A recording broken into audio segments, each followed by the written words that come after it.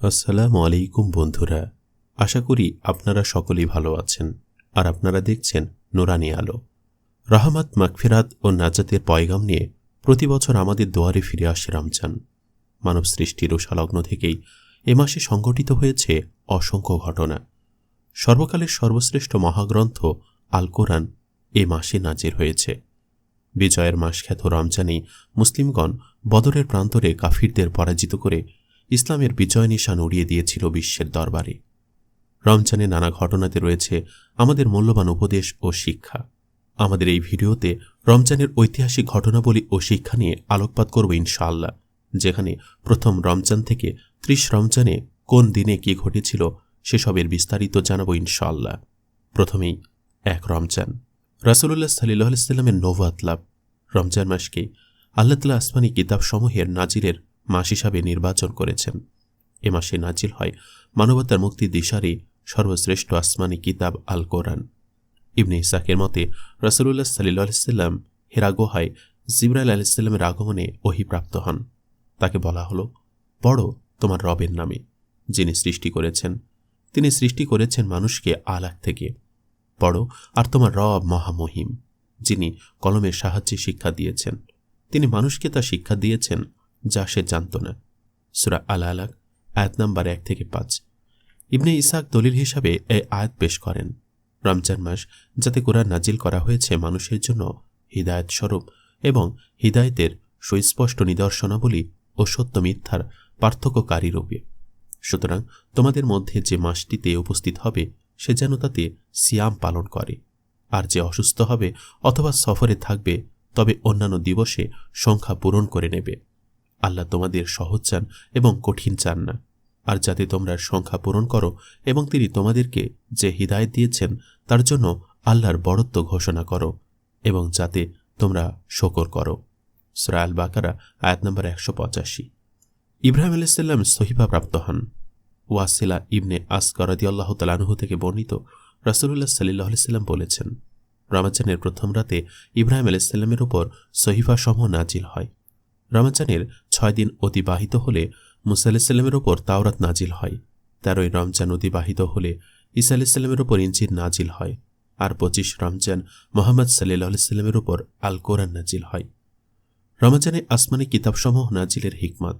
বরকতময় মাস রমজানে আল্লাহ তাআলা অধিকাংশ আসমানি কিতাব নাজিল করেন। এ মাসকে আল্লাহ অন্যান্য মাসের উপর মর্যাদা দান করেছেন, আর সে মর্যাদার কারণেই মর্যাদাময় কিতাবসমূহ এ মাসে নাজিল করেছে। আমলের মাসে এসব কিতাব নাজিল করে এর অনুসারীদেরকে আমলের প্রতি উদ্বুদ্ধ করাই মূল লক্ষ্য। রাসূলুল্লাহ সাল্লাল্লাহু আলাইহি ওয়াসাল্লাম জায়নাব বিনতে খুজাইমা রাদিয়াল্লাহু তাআলা আনহাকে বিয়ে। 3 হিজরির পহেলা রমজান রাসূলুল্লাহ সাল্লাল্লাহু আলাইহি ওয়াসাল্লাম বনি হিলালের জায়নাব বিনতে খুজাইমা রাদিয়াল্লাহু তাআলা আনহাকে বিয়ে করেন। তিনি 1 রমজানই তার সাথে বাসর করেন। সালাতুল ইস্তিসকা প্রচলন। ইবনে হিব্বান রহমাতুল্লাহি আলাইহি তার সিকাত গ্রন্থে বলেন, মানুষের বৃষ্টির অতি প্রয়োজন দেখা দিলে 1 রমজান রাসূলুল্লাহ সাল্লাল্লাহু আলাইহি ওয়াসাল্লাম সালাতুল ইস্তিসকা আদায় করতে বের হন। তিনি 2 রাকাত সালাত আদায় করেন এবং উচ্চস্বরে কিরাত পড়েন। অতঃপর কিবলামুখী হয়ে চাদর উল্টিয়ে দোয়া করেন। ইমাম আহমদ রহমাতুল্লাহি আলাইহির মতে এটা 6 হিজরির রমজান মাসে সংঘটিত হয়েছিল। এবার জন্ম 2 রমজানের কাহিনী। ক মক্কা বিজয়ের উদ্দেশ্যে রওনা। 8 হিজরি 2 রমজান 629 খ্রিস্টাব্দে রাসূলুল্লাহ সাল্লাল্লাহু আলাইহি ওয়াসাল্লাম মক্কা বিজয়ের উদ্দেশ্যে মদিনা থেকে রওনা করেন। খ কায়রোয়ান শহরের ভিত্তিপ্রস্তর স্থাপন। 670 খ্রিস্টাব্দে 2 রমজান উকবা ইবনে আমের রাদিয়াল্লাহু তাআলা আনহুর নেতৃত্বে তিউনিসিয়ার ঐতিহাসিক কায়রোয়ান শহরের ভিত্তিপ্রস্তর স্থাপিত হয়। গ আব্বাসী খিলাফতের গোড়াপত্তন। 132 হিজরি 2 রমজান আবুল আব্বাস আবদুল্লাহর খিলাফতে আরোহণের মাধ্যমে আব্বাসী খিলাফতের গোড়াপত্তন হয় এবং উমাইয়া শাসনের অবসান ঘটে। ঘ আসকালান শহর ধ্বংসকরণ। সুলতান সালাউদ্দিন আইয়ুবী 1191 খ্রিস্টাব্দে 2 রমজান ক্রুসেডারদের আক্রমণ প্রতিহত করতে আসকালান শহর ধ্বংস করে দেন, যাতে সেখানে পুনরায় খ্রিস্টানরা বসতি স্থাপন করে বাইতুল মুকাদ্দাস দখল করতে না পারে। তিনি এ শহর ধ্বংসকালে ঐতিহাসিক এক বচন ব্যক্ত করেন। তিনি বলেছিলেন, আল্লাহর কসম, এ শহরের একটি পাথর ধ্বংস করার চেয়ে আমার সব সন্তানের মৃত্যু আমার পক্ষে সহজতর। 3 রমজানের ঘটনা বলি। ক রাসূলুল্লাহ সাল্লাল্লাহু আলাইহি ওয়াসাল্লাম বদর যুদ্ধের জন্য বের হন। 2 হিজরি 3 রমজান রাসূলুল্লাহ সাল্লাল্লাহু আলাইহি সাল্লাম বদরের উদ্দেশ্যে মদিনা থেকে রওনা হন। খ ফাতিমা রাদিয়াল্লাহু তাআলা আনহার মৃত্যু। জান্নাতি নারীদের সর্দার, পৃথিবীর শ্রেষ্ঠ নারী হাসান ও হুসাইন রাদিয়াল্লাহু তাআলা আনহুমার জননী, রাসূলুল্লাহ সাল্লাল্লাহু আলাইহি সাল্লামের নয়নের মণি, কলিজার টুকরা ফাতিমা রাদিয়াল্লাহু তাআলা আনহা 11 হিজরির 3 রমজান মঙ্গলবার রজনীতে মারা যান। রাসূলুল্লাহ সাল্লাল্লাহু আলাইহি সাল্লামের মৃত্যুর পরে তার পরিবারের মধ্যে সর্বপ্রথম তিনিই মারা যান। মুহাম্মদ ইবনে উমর রাহমাতুল্লাহি আলাইহি থেকে বর্ণিত, তিনি বলেন, ফাতিমা বিনতে মুহাম্মদ সাল্লাল্লাহু আলাইহি সাল্লাম রমজানের 3 রাত অতিবাহিত হলে 29 বছর বয়সে মারা যান। আলিমগণ তার মৃত্যু তারিখের ব্যাপারে মতানৈক্য করেছেন। আবু জাফর মুহাম্মদ ইবনে আলী বলেন, নবী সাল্লাল্লাহু আলাইহি সাল্লাম মৃত্যুর 3 মাস পরে ফাতিমা রাদিয়াল্লাহু তাআলা আনহা মারা যান। আর আয়েশা রাদিয়াল্লাহু তাআলা আনহা বলেন, রাসূলুল্লাহ সাল্লাল্লাহু আলাইহি সাল্লামের মৃত্যুর 6 মাস পরে ফাতিমা রাদিয়াল্লাহু তাআলা আনহা মারা যান। অন্যদিকে আব্দুল্লাহ ইবনে হারিস রাহমাতুল্লাহি আলাইহি ইয়াজিদ ইবনে আবু জিয়াদ থেকে বর্ণনা করেন, রাসূলুল্লাহ সাল্লাল্লাহু আলাইহি সাল্লামের মৃত্যুর 8 মাস পরে ফাতিমা রাদিয়াল্লাহু তাআলা আনহা মারা যান। 4 রমজানের ঘটনাবলী। শিফুল বাহার অভিযান। মুসলিমদের বিজয়ের ধারাবাহিকতা শুরু হয়েছিল এ রমজান মাস দিয়েই। মক্কা থেকে মদিনা হিজরতের পর হিজরি 1ম সালে হামজা ইবনে আব্দুল মুত্তালিবের নেতৃত্বে রমজান মাসে 30 জন মর্দে মুজাহিদের সমন্বয় শিফুল বাহার অভিযানে মুসলিমগণ সফলতা লাভ করেন। এই অভিযানের ফলে ইসলামের চিরশত্রু আবু জাহালদের মনে ভীতির সঞ্চয় হয়। জাবির ইবনে আব্দুল্লাহ রাদিয়াল্লাহু তাআলা আনহু থেকে বর্ণিত, তিনি বলেন, রাসূলুল্লাহ সাল্লাল্লাহু আলাইহি সাল্লাম আমাদের 300 সওয়ারির একটি সৈন্য বাহিনীকে কুরাইশের একটি কাফেলার ওপর সুযোগমতো আক্রমণ চালানোর জন্য পাঠিয়েছিলেন।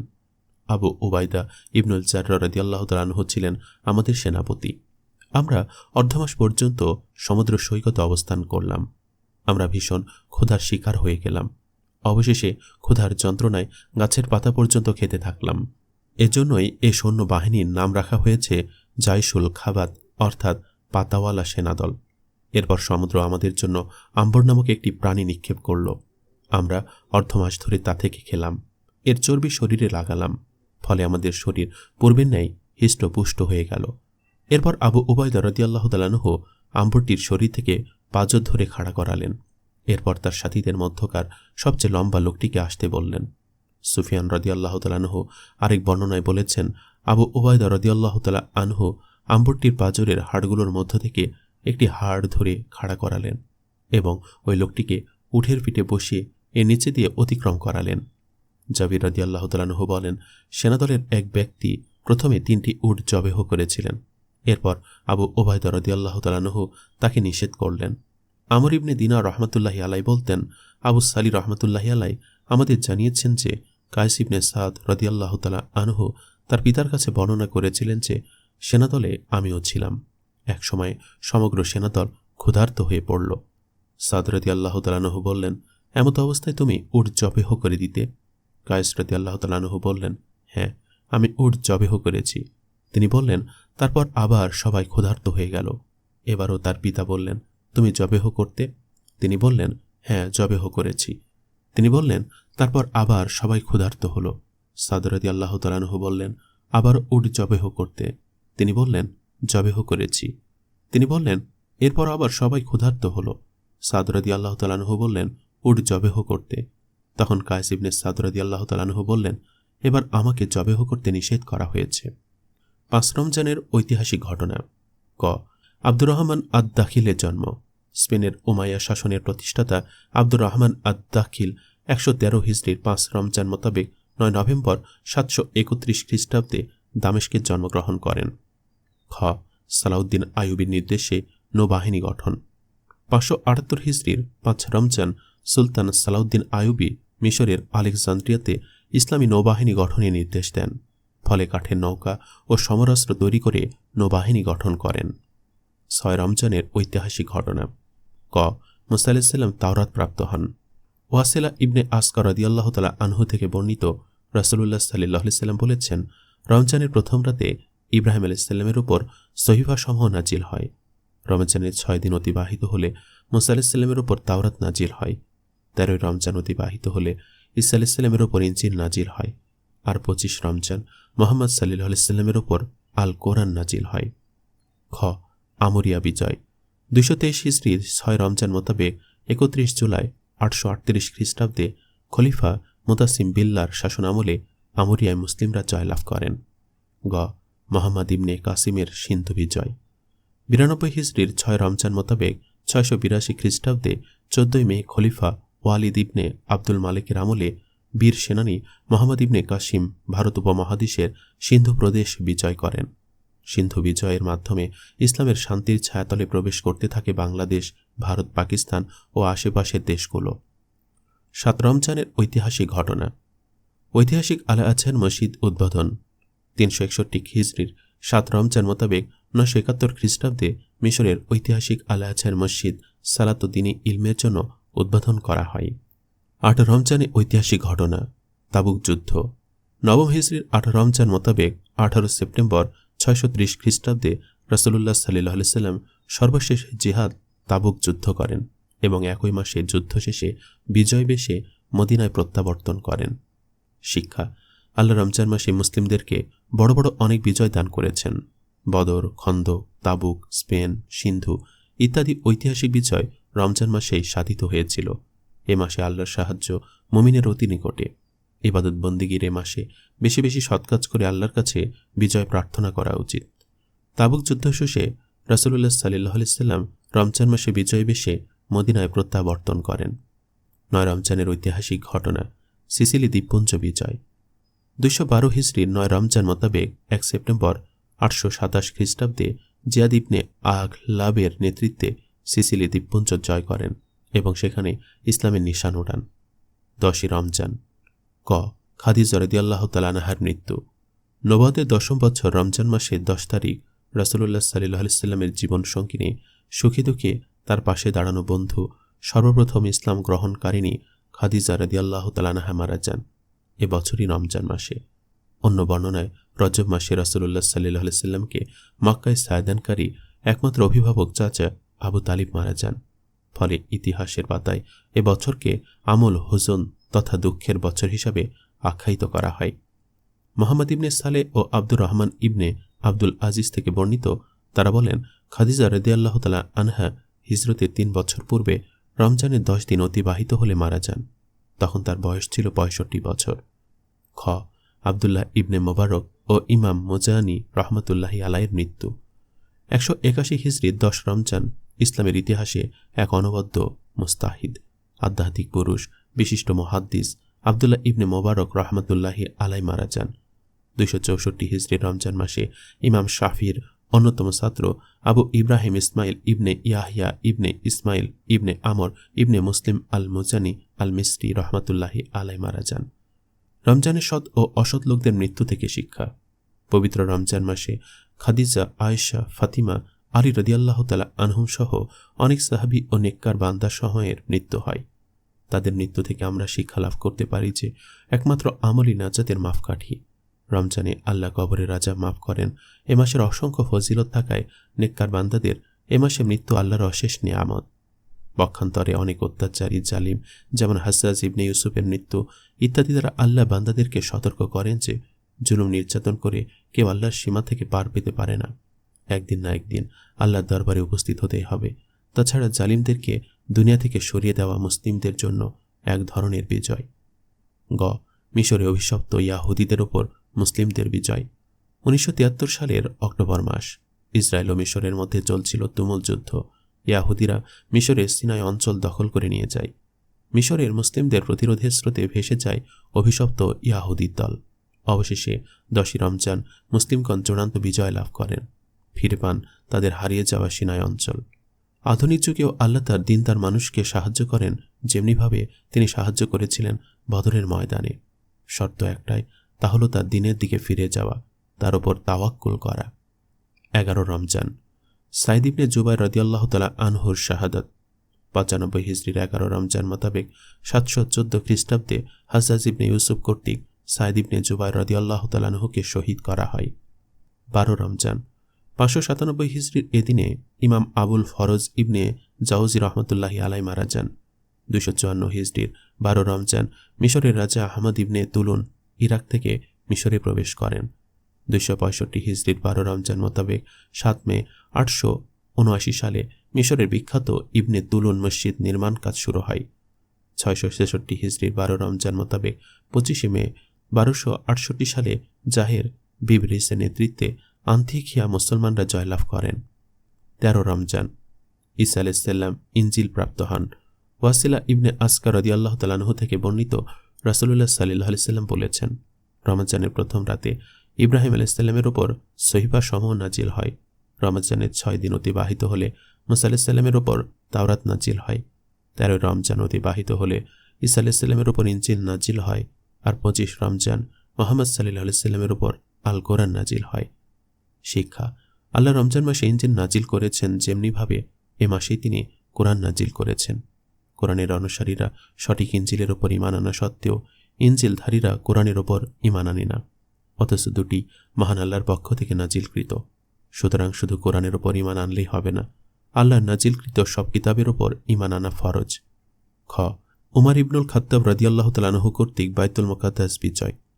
15 হিজরি 13 রমজান 18 অক্টোবর 636 খ্রিস্টাব্দে উমর রাদিয়াল্লাহু তাআলা আনহু ফিলিস্তিনে আগমন করেন এবং বাইতুল মুকাদ্দাস বিজয় লাভ করেন। শিক্ষা: এটি রমজানে আল্লাহর সাহায্যের আরেক নিদর্শন। সুতরাং এ মাসে আল্লাহর দিনকে বিজয়ী করতে আমাদেরকে আরও অগ্রসর হতে হবে। 14 রমজান। ক. 359 হিজরির 14 রমজান 20 জুলাই 970 খ্রিস্টাব্দে জামিউল আজহারের ভিত্তিপ্রস্তর স্থাপন করা হয়। 2 বছর পরে নির্মাণ কাজ সম্পন্ন হয়। বরকতময় মাসে মুসলিম উম্মার কল্যাণে বিশ্ববিখ্যাত জামিল আজহারের ভিত্তি স্থাপন মুসলিমদেরকে আরও ভালো কাজে এক ধাপ এগিয়ে নিতে উৎসাহিত করে। খ. 1265 হিজরির 14 রমজান 3 আগস্ট 1849 খ্রিস্টাব্দে মিশরের বিখ্যাত মুসলিম শাসক মোহাম্মদ আলী পাশা মারা যান। 15 রমজান হুসাইন ইবনে আলী রাদিয়াল্লাহু তাআলা আনহুমা জন্মগ্রহণ। 3 হিজরি 15 রমজান 1 মার্চ 625 খ্রিস্টাব্দে হুসাইন ইবনে আলী রাদিয়াল্লাহু তাআলা আনহু জন্মগ্রহণ করেন। 37 হিজরির 15 রমজান ওবায়দুল্লাহ ইবনে ওমর ইবনে খাত্তাব রাদিয়াল্লাহু তাআলা আনহু মারা যান। 1224 হিজরির 15 রমজান 24 অক্টোবর 1809 সালে উসমানী সাম্রাজ্য রাশিয়ার উপর জয়লাভ করে। 16 রমজান 845 হিজরির 16 রমজান 27 জানুয়ারি 1442 সালে ইতিহাসবিদ আহমদ ইবনে আলী আল মাকরিজি রহমাতুল্লাহি আলাইহি মারা যান। 17 রমজান ঐতিহাসিক বদরের যুদ্ধ ও মুসলমানদের প্রথম মহাবিজয়। হিজরি 2 সালে 17 রমজান ইসলামের ইতিহাসে একটি অবিস্মরণীয় ঘটনা ও মহাবিজয়। সত্যের পদচারণায় সেদিন মিথ্যার কবর রচনা হয়েছিল। রাসূলুল্লাহ সাল্লাল্লাহু আলাইহি সাল্লামের নেতৃত্বে 313 জন মর্দে মুজাহিদ সাহাবী সেদিন সুসজ্জিত সহস্রাধিক শত্রুর মোকাবেলা করে বিজয়ের মুকুট পরিধান করেছিলেন। ইসলামের চিরশত্রু আবু জাহেল সেদিন মুআজ ইবনে আমর ও মুআওয়াজ ইবনে আফরার হাতে নিহত হয়। সেদিন তাদের ভ্রান্ত দেবতা লাত, উজ্জা আর মানাতরা তাদেরকে রক্ষা করতে পারেনি। এ যুদ্ধ সম্পর্কে আল্লাহ তাআলা বলেছেন, আর অবশ্যই আল্লাহ তোমাদেরকে বদরে সাহায্য করেছেন, অথচ তোমরা ছিলে হীনবল। অতএব তোমরা আল্লাহকে ভয় করো, আশা করা যায় তোমরা শুকরগুজার হবে। স্মরণ করো যখন তুমি মুমিনদেরকে বলেছিলে, তোমাদের জন্য কি যথেষ্ট নয় যে তোমাদের রব তোমাদেরকে 3000 নাজিলকৃত ফিরিস্তা দ্বারা সাহায্য করবেন? হ্যাঁ, যদি তোমরা ধৈর্য ধরো এবং তাকে অবলম্বন করো। আর তারা হঠাৎ তোমাদের মুখোমুখি এসে যায়, তবে তোমাদের রব 5000 চিহ্নিত ফিরিস্তা দ্বারা তোমাদেরকে সাহায্য করবেন। আর আল্লাহ তোমাদের জন্য তা কেবল সুসংবাদ স্বরূপ নির্ধারণ করেছেন, এবং যাতে তোমাদের অন্তরসমূহ এর দ্বারা প্রশান্ত হয়। আর সাহায্য কেবল পরাক্রমশালী প্রজ্ঞাময় আল্লাহর পক্ষ থেকে, যাতে তিনি কাফিরদের একটি অংশকে নিশ্চিহ্ন করেন অথবা তাদেরকে লাঞ্ছিত করেন, ফলে তারা নিরাশ হয়ে ফিরে যাবে। সূরা আলে ইমরান আয়াত নম্বর 123 থেকে 127। আনাস রাদিয়াল্লাহু তাআলা আনহু থেকে বর্ণিত, রাসূলুল্লাহ সাল্লাল্লাহু আলাইহি সাল্লামের কাছে যখন আবু সুফিয়ানের অগ্রঅভিযানের সংবাদ পৌঁছল, তখন তিনি সাহাবীদের সাথে এ নিয়ে পরামর্শ করলেন। আবু বকর রাদিয়াল্লাহু তাআলা আনহু এ ব্যাপারে কথা বললেন, কিন্তু তার কথার উত্তর দিলেন না। এরপর ওমর রাদিয়াল্লাহু তাআলা আনহু কথা বললেন, তিনি তার কথারও কোনো উত্তর দিলেন না। পরিশেষে সাদ ইবনে উবাদা রাদিয়াল্লাহু তাআলা আনহু দণ্ডায়মান হলেন। এরপর বললেন, ইয়া রাসূলুল্লাহ সাল্লাল্লাহু আলাইহি সাল্লাম, আপনি কি আমাদের জবাব প্রত্যাশা করেন? সে আল্লাহর শপথ যার হাতে আমার জীবন, যদি আপনি আমাদেরকে আমাদের ঘোড়া নিয়ে সমুদ্রে ঝাঁপ দিতে বলেন, তবে নিশ্চয়ই আমরা সেখানে ঝাঁপ দেব। আর যদি আপনি আমাদেরকে নির্দেশ দেন সওয়ারি হাঁকিয়ে বারকুল গামাত পর্যন্ত পৌঁছার জন্য, তবে আমরা তাই করব। এরপর রাসূলুল্লাহ সাল্লাল্লাহু আলাইহি সাল্লাম মুসলিমদেরকে আহ্বান করলেন। তখন সকলে রওনা হলেন এবং বদর নামক স্থানে সম্মিলিত হলেন। আর সাহাবীদের সামনে সেখানে কুরাইশের সাথীগণ উপনীত হল। তাদের মধ্যে বনি হাজ্জাজের একজন কৃষ্ণকায় দাস ছিল। সাহাবীগণ তাকে পাকড়াও করলেন। তারপর তাকে আবু সুফিয়ান এবং তার সাথীদের সম্পর্কে তারা জিজ্ঞাসাবাদ করলেন। তখন সে বলতে লাগল, আবু সুফিয়ান সম্পর্কে আমার কোনো কিছু জানা নেই, তবে আবু জাহল, উতবা, সাইবা এবং উমাইয়া ইবনে খালফ সবাই উপস্থিত আছে। যখন সে এরূপ করল, তখন তারা তাকে প্রহার করতে লাগলেন। এমতো অবস্থায় সে বলল, হ্যাঁ, আমি আবু সুফিয়ান সম্পর্কে খবর দিচ্ছি। তখন তারা তাকে ছেড়ে দিলেন। এরপর যখন তারা পুনরায় আবু সুফিয়ান সম্পর্কে জিজ্ঞাসাবাদ করলেন, তখন সে বলল, আবু সুফিয়ান জনগণের মাঝে উপস্থিত আছেন। যখন সে পুনরায় একই কথা বলল, তখন তারা আবার তাকে প্রহার করতে লাগলেন। সে সময় রাসূলুল্লাহ সাল্লাল্লাহু আলাইহি সাল্লাম সালাতে দণ্ডায়মান ছিলেন। অতঃপর যখন তিনি এই অবস্থা দেখলেন, তখন সালাত সমাপ্ত করার পর বললেন, সে আল্লাহর শপথ, যার হাতে আমার জীবন, যখন সে তোমাদের কাছে সত্য কথা বলে, তখন তোমরা তাকে প্রহার করো, আর যখন মিথ্যা বলে, তখন ছেড়ে দাও। এরপর রাসূলুল্লাহ সাল্লাল্লাহু আলাইহি সাল্লাম ভূমির উপর স্বীয় হাত রেখে বললেন, এ স্থান অমুক বিধর্মী ধরাশায়ী হওয়ার স্থান বা মৃত্যুস্থল। বর্ণনাকারী বলেন, রাসূলুল্লাহ সাল্লাল্লাহু আলাইহি সাল্লাম যে স্থানে যে বিধর্মীর নাম নিয়ে হাত রেখেছিলেন, সেখানেই তার মৃত্যু হয়েছে। এর বিন্দুমাত্র ব্যতিক্রম হয়নি। বদরের যুদ্ধের শিক্ষা। বদরের যুদ্ধ শুরু কাফিরদের ওপর মুসলমানদের বিজয় ছিল না। এটা ছিল মিথ্যার ওপর সত্যের বিজয়, মানুষের দাসত্বের ওপর আল্লাহর দাসত্বের বিজয়, অন্যায়ের ওপর ন্যায়ের বিজয়। এ যুদ্ধের গতি বা শিক্ষা নিয়ে নিচে আলোচনা করা হলো। 1. রাসূলুল্লাহ সাল্লাল্লাহু আলাইহি সাল্লাম সাহাবীদেরকে শিক্ষা দিয়েছেন যে আল্লাহ ব্যতীত কেউ গায়েব জানে না। সাহাবীরা আল্লাহর উপর তাওয়াক্কুল করে মাত্র 313 জন সাহাবী রাসূলুল্লাহ সাল্লাল্লাহু আলাইহি সাল্লামের ডাকে সাড়া দিয়ে জিহাদের ময়দানে ঝাঁপিয়ে পড়েন। আল্লাহর উপর তাদের অগাধ বিশ্বাসের ফলে চূড়ান্ত বিজয় তারাই লাভ করেছিলেন। 2. এ যুদ্ধে আল্লাহ মুসলমানদেরকে ফিরিস্তা দ্বারা সাহায্য করেছেন। প্রকৃত মুমিনকে আল্লাহ এভাবে যুগে যুগে সাহায্য করেছেন। 3. এ যুদ্ধের আগে রাসূলুল্লাহ সাল্লাল্লাহু আলাইহি সাল্লাম কুরাইশদের খবরাখবর জানান গুপ্তচর প্রেরণ করেছিলেন। 4. এ যুদ্ধে রাসূলুল্লাহ সাল্লাল্লাহু আলাইহি সাল্লামের দক্ষতা, আল্লাহর উপর আস্থা ও পরিস্থিতি নিয়ন্ত্রণের ক্ষমতা প্রকাশ পেয়েছে। তার সমর কৌশল, যুদ্ধের প্রস্তুতি ও আল্লাহর কাছে দোয়া বিজয়ের মালা সেদিন মুসলিমরাই পড়েছিল। 5. এ যুদ্ধে রাসূলুল্লাহ সাল্লাল্লাহু আলাইহি সাল্লাম সাহাবীদের সাথে পরামর্শ করেছিলেন। ছোট বড় সব কাজে পরামর্শ করা এ যুদ্ধের বিশেষ শিক্ষা। 6. আল্লাহ দিনের জন্য একনিষ্ঠভাবে কাজ করলে বিজয় একদিন আসবে ইনশাআল্লাহ, কেননা বিজয় একমাত্র আল্লাহর পক্ষ থেকে নির্ধারিত হয়। 7.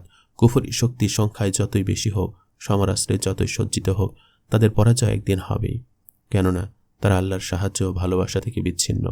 পক্ষান্তরে মুমিন সর্বদা আল্লাহর সাহায্য ও ভালোবাসায় সিক্ত, বিজয় তাদেরই। 8. যুদ্ধবন্দীদের সাথে সদ্য ব্যবহার করা, তাদেরকে ক্ষমা করা ও ইসলাম গ্রহণের সুযোগ করে দেওয়া এ যুদ্ধের অন্যতম ফলাফল। এ যুদ্ধে রাসূলুল্লাহ সাল্লাল্লাহু আলাইহি সাল্লাম যুদ্ধবন্দীদেরকে ক্ষমা করে ইসলামের দিকে আহ্বান করেছিলেন, ফলে তারাও দলে দলে ইসলামে দীক্ষিত হয়েছিলেন। 9. এ যুদ্ধের ফলে কাফিরদের মনে ভীতির সঞ্চয় হয়েছিল।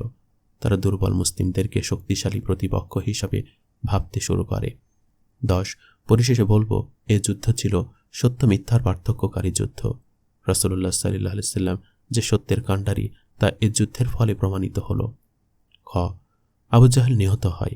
বিজয়ের এ মাসে ইসলামের চিরশত্রু আল্লাহ ও তার রাসূলের শত্রু আবু জাহল 17 রমজান বদরের যুদ্ধে 2 জন বালকের হাতে নিহত হয়।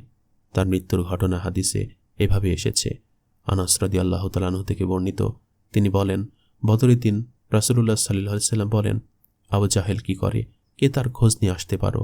এ কথা শুনে ইবনে মাসউদ রাদিয়াল্লাহু তাআলা আনহু চলে গেলেন এবং তিনি দেখতে পেলেন আফরার 2 পুত্র তাকে এমনভাবে প্রহার করেছে যে সে মুমূর্ষু অবস্থায় পড়ে আছে।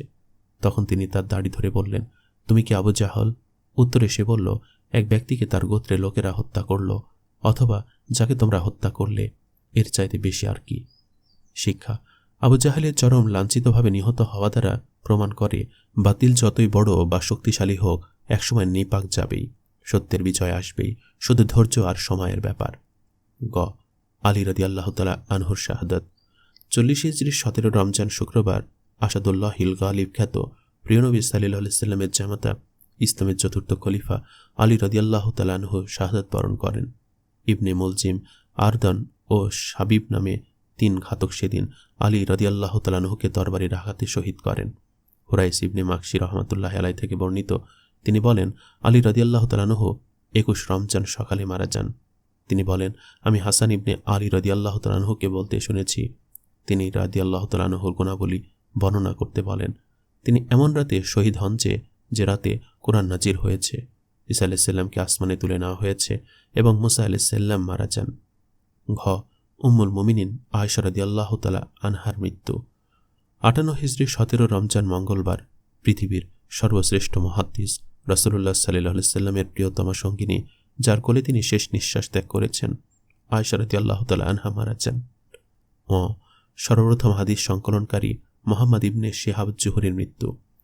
124 হিজরির 17 রমজান অতিবাহিত হলে বিশিষ্ট মুহাদ্দিস সর্বপ্রথম হাদিস সংকলনকারী ইবনে শিহাব জুহরি রহমাতুল্লাহি আলাইহি মারা যান।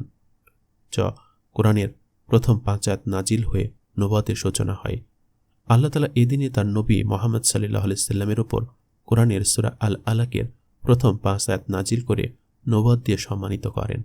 এজন্যই এই দিনকে কোরআনে ইয়াউমাল ফুরকান বলা হয়েছে।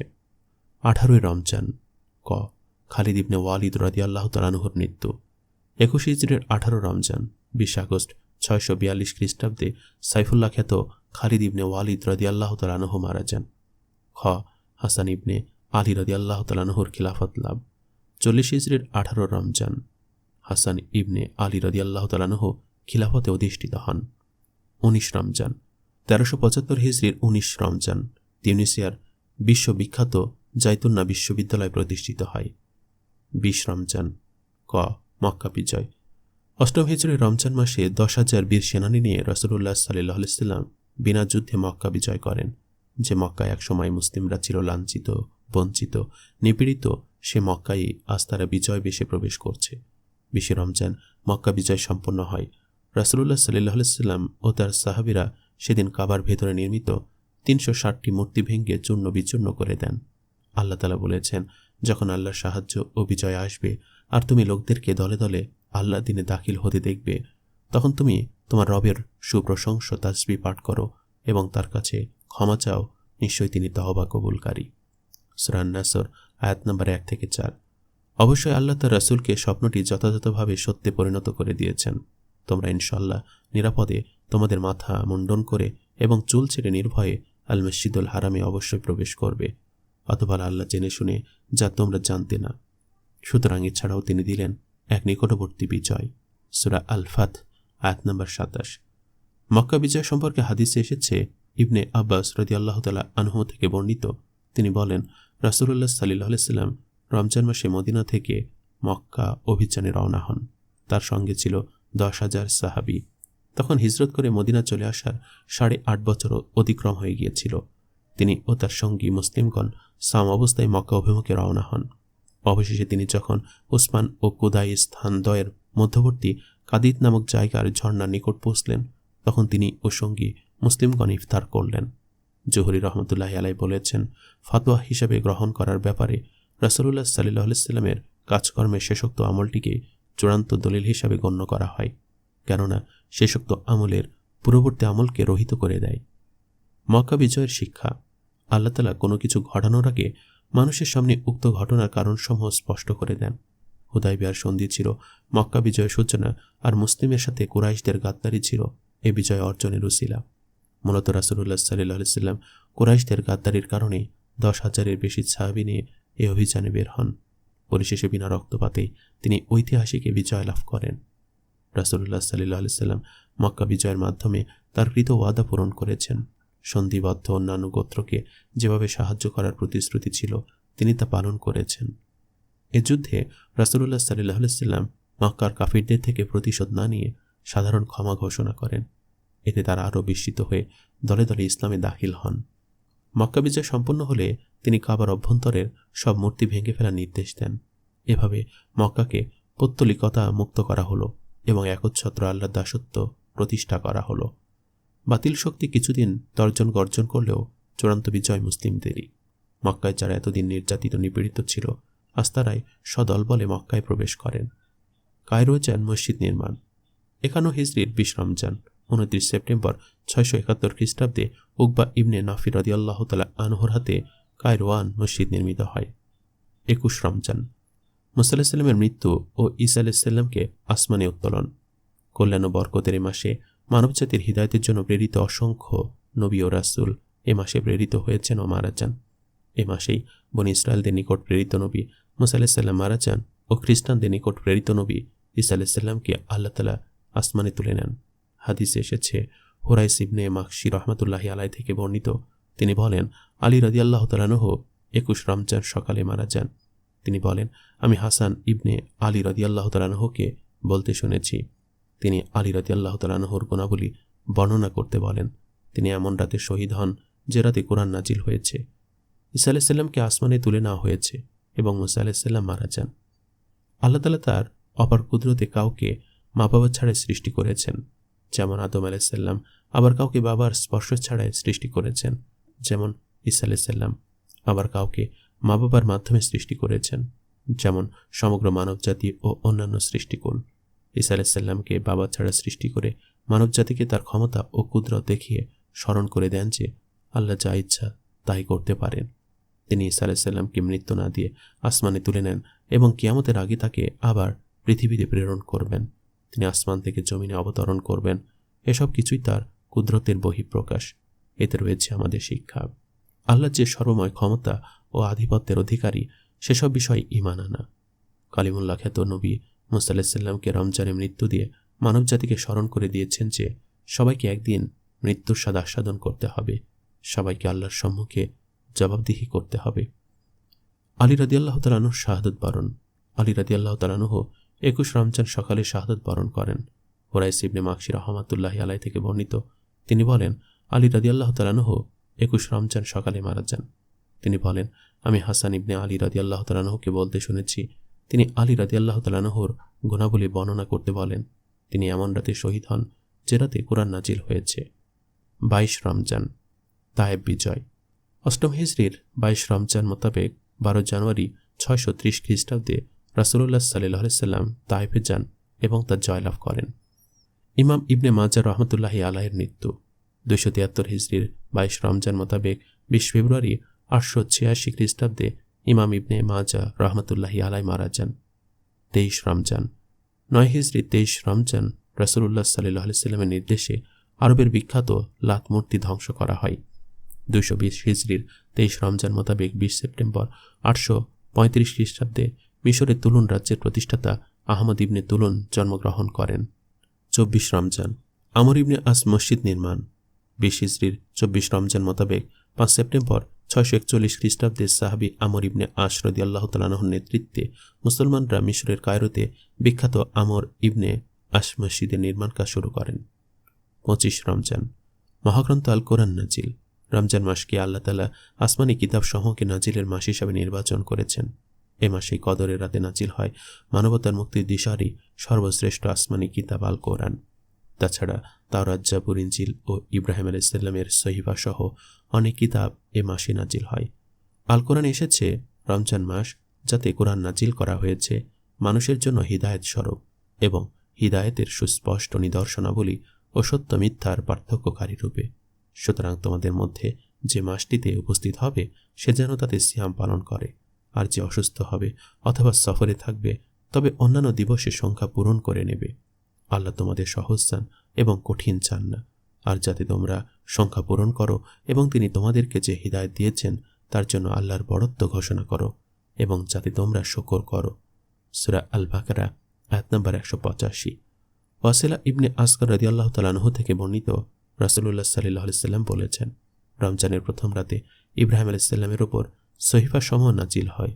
রমজানের 6 দিন অতিবাহিত হলে মুসা আলাইহিস সালামের উপর তাওরাত নাজিল হয়। 13 রমজান অতিবাহিত হলে ঈসা আলাইহিস সালামের উপর ইনজিল নাজিল হয়। আর 25 রমজান মুহাম্মদ সাল্লাল্লাহু আলাইহি সাল্লামের উপর কোরআন নাজিল হয়। আহলে সুন্নাত ওয়াল জামাতের বিজয়। কোরআন কি আল্লাহর সৃষ্টি নাকি তার জাত বা সিফাত? আহলে সুন্নাত ওয়াল জামাতের মতে কোরআন মাখলুক নয়, আবার তা আল্লাহর জাতও নয়, বরং কোরআন আল্লাহর কালাম, তার সিফাত। খলিফা মুতাসিম বিল্লাহ ইমাম আহমদ রহমতুল্লাহি আলাইহিকে নানাভাবে জুলুম নির্যাতন করে জোর করে কোরআন আল্লাহর মাখলুক বলানোর নানা ষড়যন্ত্র করেন, তাকে বন্দী করে নির্যাতন করেন। কিন্তু তিনি এত জুলুম নির্যাতনের পরেও সত্যের পথে অটুট ছিলেন। 221 হিজরির 25 রমজান তাকে বন্দী করে নির্মম নির্যাতন করলে তিনি অজ্ঞান হয়ে যান। তার হুঁশ ফিরে আসলে সাওম ভঙ্গ করানোর চেষ্টা করা হলেও তিনি সাওম ভঙ্গ করেননি, বরং তিনি ধৈর্য ধারণ করেন। পরিশেষে আহলে সুন্নাত ওয়াল জামাতের আকীদায় বিজয় লাভ করে। আইন জালুদ বিজয়। 658 হিজরির 25 রমজান শুক্রবার মিশরের আমির সাইফুদ্দিন কুদুজের নেতৃত্বে হালাকু খানের সামদেশীয় তাতার সেনাপতি কাদ বাগাউনিকে পরাজিত করে আইনে জালুদ বিজয় লাভ করেন। 26 রমজান তাবুক যুদ্ধ শেষে প্রত্যাবর্তন। 9 হিজরির 26 রমজান মোতাবেক 5 জানুয়ারি 631 খ্রিস্টাব্দে রাসূলুল্লাহ সাল্লাল্লাহু আলাইহি ওয়াসাল্লাম তাবুক যুদ্ধ শেষে বিজয় বেশে মদিনায় প্রত্যাবর্তন করেন। 808 হিজরির 26 রমজান মোতাবেক 16 মার্চ 1401 খ্রিস্টাব্দে বিখ্যাত ইতিহাসবিদ ও সমাজবিজ্ঞানী আব্দুর রহমান ইবনে খালদুন মারা যান। 27 রমজান হাজ্জাজ ইবনে ইউসুফের মৃত্যু। 95 হিজরির 27 রমজান কদরের রাত্রিতে আল্লাহ মুসলিম উম্মার উপর এক বিশেষ রহমত নাজিল করেন। সেদিন অত্যাচারী হাজ্জাজ ইবনে ইউসুফ আস-সাকাফি মারা যায়। এ অত্যাচারী মৃত্যুতে সমকালীন আলিমগণ অত্যন্ত খুশি হয়েছিলেন। তার মৃত্যুতে মুসলিমের উপর থেকে এক বালা মুসিবতের অবসান ঘটেছিল। মুসলিমদের জার্মান বিজয়। এছাড়াও 1107 হিজরির 27 রমজান মোতাবেক 20 এপ্রিল 1696 খ্রিস্টাব্দে উসমানী শাসনামলে মুসলিম বাহিনী জার্মান বাহিনীর উপর বিজয় লাভ করে। 28 রমজান সাকিব গোত্রের ইসলাম গ্রহণ। 9 হিজরির 28 রমজান মোতাবেক 1 জানুয়ারি 631 খ্রিস্টাব্দে তাইফের সাকিব গোত্রের প্রতিনিধি দল মদিনায় এসে রাসূলুল্লাহ সাল্লাল্লাহু আলাইহি ওয়াসাল্লামের হাতে ইসলাম গ্রহণ করেন। তাদের আগমনে রাসূলুল্লাহ সাল্লাল্লাহু আলাইহি ওয়াসাল্লাম তাদেরকে উষ্ণ সংবর্ধনা জানান এবং তিনি অত্যন্ত আনন্দিত হন। রাসূলুল্লাহ সাল্লাল্লাহু আলাইহি ওয়াসাল্লাম আবু সুফিয়ান ইবনে হরব ও মুগিরা ইবনে শুবা রাদিয়াল্লাহু তাআলা আনহুমাকে পাঠিয়ে তাদের ভ্রান্ত মূর্তি সমূহ ভেঙে ফেলেন। সাদাকাতুল ফিতর ওয়াজিব। 2 হিজরির 28 রমজান আল্লাহ তাআলা মুসলিমদের উপর জাকাতুল ফিতর ওয়াজিব করেন। স্পেনে ইসলামের বিজয় পতাকা। 91 হিজরির 28 রমজান বীরপুরুষ তারিক বিন জিয়াদের নেতৃত্বে মুসলিমরা ইউরোপের তৎকালীন প্রাণকেন্দ্র স্পেন বিজয় লাভ করেন। তারেক ইবনে জিয়াদের মাত্র 12,000 সৈন্য সেদিন স্পেনের সম্রাট লুজ লাইকের লক্ষাধিক সৈন্য বাহিনীকে পরাজিত করেছিলেন। 29 রমজান কায়রোয়ান শহর নির্মাণ। 48 হিজরির 29 রমজান মোতাবেক 9 নভেম্বর 668 খ্রিস্টাব্দে বিশিষ্ট সাহাবী উকবা ইবনে নাফি রাদিয়াল্লাহু তাআলা আনহুর নির্দেশে বিখ্যাত কায়রোয়ান শহর নির্মাণ করা হয়। আমর ইবনে আস রাদিয়াল্লাহু তাআলা আনহুর মৃত্যু। 43 হিজরির 30 রমজান মোতাবেক 664 খ্রিস্টাব্দে আমর ইবনে আস রাদিয়াল্লাহু তাআলা আনহু 100 বছর বয়সে মারা যান। 30 রমজান ইমাম বুখারীর মৃত্যু। 256 হিজরি 30 রমজান মোতাবেক 31 আগস্ট 869 খ্রিস্টাব্দে মোহাম্মদ ইবনে ইসমাইল আল বুখারী রহমাতুল্লাহি আলাইহি মারা যান। এছাড়াও রমজান মাসে আরও অনেক ঘটনা সংঘটিত হয়েছে। এখানে রমজানে সংঘটিত আরও কিছু ঘটনা উল্লেখ করা হলো। খন্দকের যুদ্ধের প্রস্তুতি। ইসলামের আরেক মহাবিজয়ের নাম খন্দকের যুদ্ধ। নির্ভরযোগ্য মতানুসারে এ যুদ্ধ সংঘটিত হয়েছিল 5 হিজরির শাওয়াল মাসে। আর এই যুদ্ধের প্রস্তুতি বিশেষ করে মদিনার 3 দিকে খন্দর খননের কাজ চলছিল রমজান মাসে। খন্দকের যুদ্ধের শিক্ষা। পরামর্শের গুরুত্ব। রাসূলুল্লাহ সাল্লাল্লাহু আলাইহি ওয়াসাল্লামের উপর সরাসরি আসমান থেকে ওহী নাজিল হওয়া সত্ত্বেও তিনি এ যুদ্ধের প্রস্তুতি নিয়ে সাহাবীদের সাথে পরামর্শ করেন।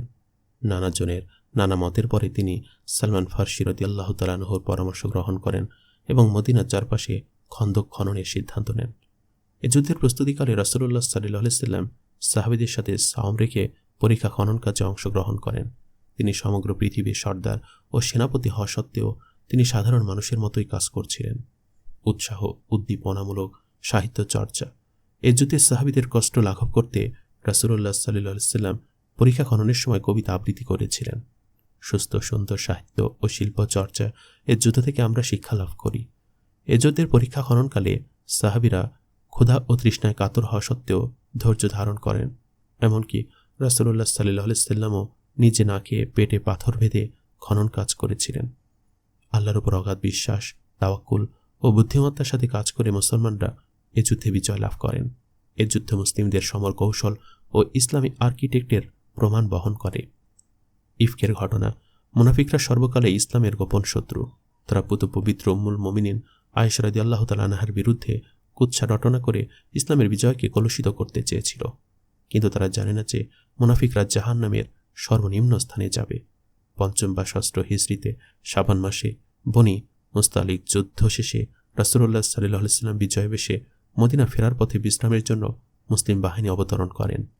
আয়েশা রাদিয়াল্লাহু তাআলা আনহা প্রকৃতির আহ্বানে সাড়া দিতে গিয়ে গলার হার হারিয়ে ফেলেন। তিনি উক্ত হার খুঁজতে বিলম্ব করেন। এদিকে মুসলিম বাহিনী মদিনার উদ্দেশ্যে রওনা হন। আয়েশা রাদিয়াল্লাহু তাআলা আনহা সওয়ারি বহনকারীরা ধারণা করেছিল যে তিনি হাওদার মধ্যে অবস্থান করছেন, তাই তারা হাওদা সওয়ারির ওপর নিয়ে রওনা হয়ে গেলেন। কিছুদূর যাওয়ার পরে প্রকৃত অবস্থা জানাজানি হয়ে গেলে মুনাফিক সর্দার আব্দুল্লাহ ইবনে উবাই আয়েশা রাদিয়াল্লাহু তাআলা আনহার বিরুদ্ধে কুৎসা রটনা শুরু করেন। এ ঘটনা শাবান মাসে ঘটে এবং রমজান পর্যন্ত ব্যাপ্তি ছিল। ধৈর্য ও সাহায্যের মাস রমজানে আল্লাহ তাআলা আয়েশা রাদিয়াল্লাহু তাআলা আনহাকে ওহীর মাধ্যমে পাক পবিত্র ঘোষণা করেন।